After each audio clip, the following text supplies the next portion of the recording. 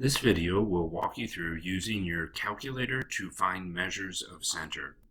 For this example, the following is a simple random sample of student weights in pounds. Find the mean, median, mode, and mid-range for this data.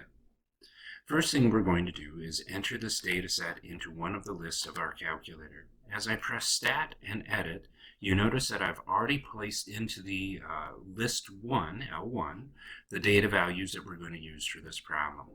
Now the following steps are going to be going through everything that you see here. Remember, on the left are the keys that I pressed, on the right a representative calculator screen. For this specific problem, I did give a summary of output, and we see some of the output here that's being used.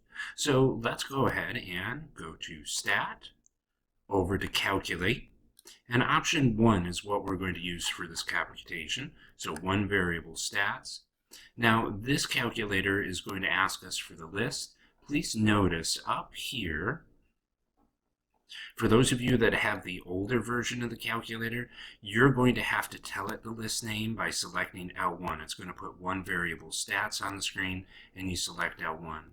For this specific calculator, we're going to just use L1 in the list line. The frequency list will be left blank. Make sure it's blank, and we'll go to Calculate.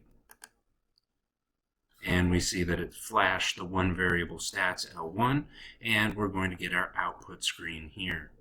Now remember, our rounding rule for mean states that we're going to round to one additional decimal place beyond the original data value. So going back up here to the original problem, a little farther, we notice that each one of the original data values has one decimal place.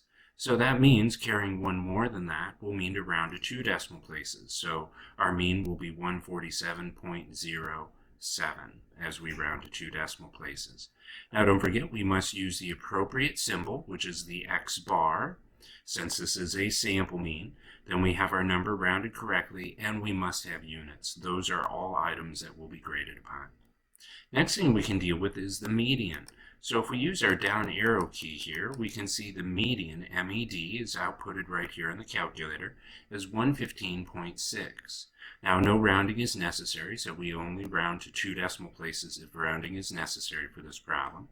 So we'll use the appropriate notation of X tilde equal to 115.6 pounds. Now the mid-range is what I did next here on the lecture notes. You're going to have to memorize the formula maximum plus minimum data value divided by 2. Now notice here the calculator helps you. It tells you the maximum data value, which I used here in the formula, 220.1, and it tells you the minimum data value, 98.7. Add those two numbers together and divide by 2. We have the mid-range of 159.4.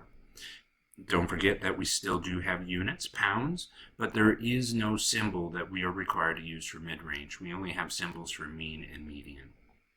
Next, we'll use the calculator to go through and find the mode. I'm going to follow these steps here, and we're going to end up with our mode, well, multiple modes in this situation. So we're going to press Stat, and we're going to go to option number 2, which is Sort Ascending. Now we're going to need to tell it what list to sort ascending, so I'm going to go into my list feature and select number 1.